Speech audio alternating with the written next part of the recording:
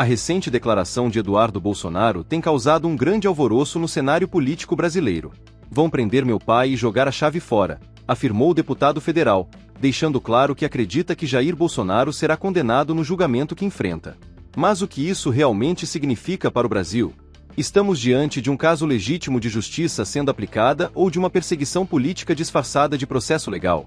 O tema é complexo e envolve não apenas a figura de Bolsonaro, mas toda a estrutura do poder judiciário brasileiro, principalmente o Supremo Tribunal Federal. A grande questão aqui não é apenas se Bolsonaro será condenado, mas sim porque ele está sendo julgado e com base em quais evidências. Afinal, o julgamento de um ex-presidente deve ser feito com base na Constituição e nas leis, ou com base em interesses políticos e pressões externas. Eduardo Bolsonaro não é o único a acreditar que o destino do ex-presidente já está traçado. Muitos veem esse julgamento como um jogo de cartas marcadas. Desde 2019, o STF tem adotado uma postura que alguns consideram excessiva e autoritária, começando com o inquérito das fake news. O objetivo sempre foi encontrar algo que justificasse a perseguição a Bolsonaro e a seus aliados. Mas por quê? A resposta pode estar no próprio sistema de poder. Se o STF não encontrar um golpe do Bolsonaro, como justificará as medidas extremas que tomou nos últimos anos? Como explicará as prisões, censuras e investigações abertas sem critérios claros? A necessidade de uma narrativa que valide essas ações se torna evidente. Sem um golpe, o que restaria seria um cenário onde a Suprema Corte teria abusado de suas funções e comprometido a democracia que diz proteger. E você? Já parou para pensar se esse julgamento é realmente sobre justiça ou sobre consolidar um determinado projeto de poder? Eduardo Bolsonaro também ressaltou um ponto importante. Se Jair Bolsonaro perder seu capital político, seu destino estará selado. Em outras palavras, a única coisa que pode protegê-lo de uma condenação irreversível é a força do apoio popular. Isso nos leva a outra reflexão. O julgamento de Bolsonaro é realmente sobre crimes ou sobre a disputa pelo poder? Se Bolsonaro ainda fosse um líder político fraco, sem influência sobre milhões de brasileiros, será que haveria todo esse esforço para condená-lo? Ou será que ele está sendo julgado porque continua sendo uma ameaça ao estabelecimento político brasileiro? Aqui entra outro ponto. Até onde vai esse golpe judicial? O Brasil pode estar caminhando para uma situação em que a justiça não é mais aplicada com imparcialidade, mas sim usada como uma ferramenta para eliminar adversários políticos. Essa ideia não é nova na história. Diversas ditaduras e regimes autoritários ao redor do mundo usaram o sistema judicial para silenciar opositores. Será que estamos vendo algo semelhante acontecer no Brasil? Outro ponto essencial nessa discussão é a fragilidade das acusações contra Bolsonaro. A investigação conduzida pela Polícia Federal está recheada de suposições, conjecturas e afirmações sem provas concretas. Termos como talvez, poderia, imagina-se aparecem com frequência nos documentos do caso. Mas, em um julgamento justo, não deveria haver certeza antes da condenação?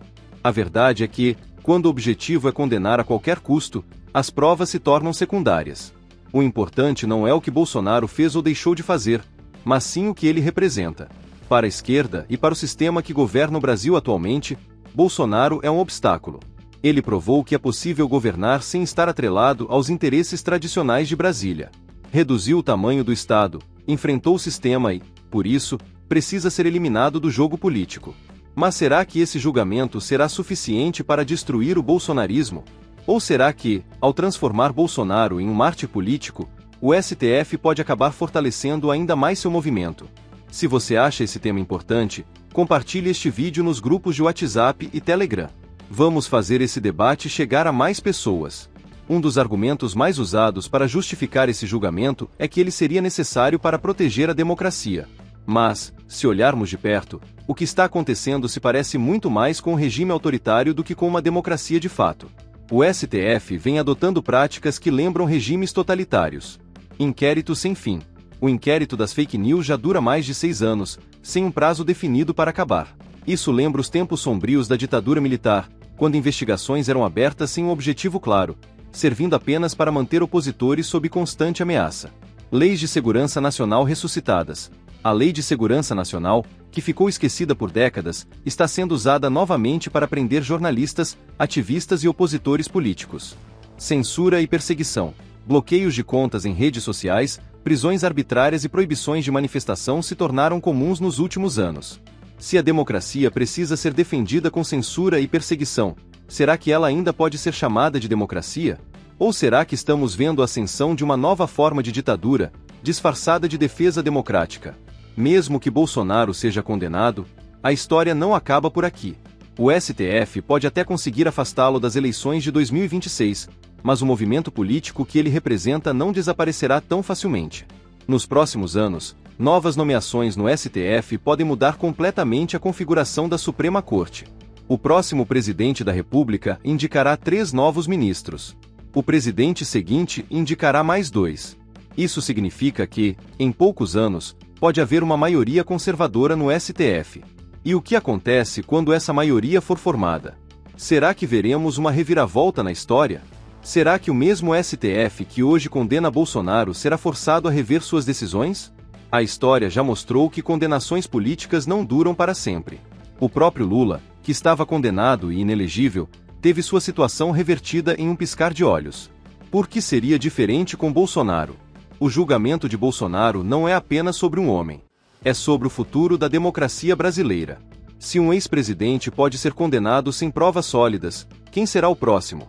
Até onde esse sistema pode ir antes que toda a estrutura democrática desmorone? Seja qual for sua posição política, esse é o momento de refletir. Queremos um Brasil onde a justiça seja aplicada de forma justa e equilibrada, ou um Brasil onde o sistema judicial serve apenas para eliminar adversários políticos? Se você chegou até aqui, é porque se importa com o futuro do Brasil. Então, não esqueça de compartilhar esse vídeo com seus amigos e familiares. Vamos levar esse debate para mais pessoas.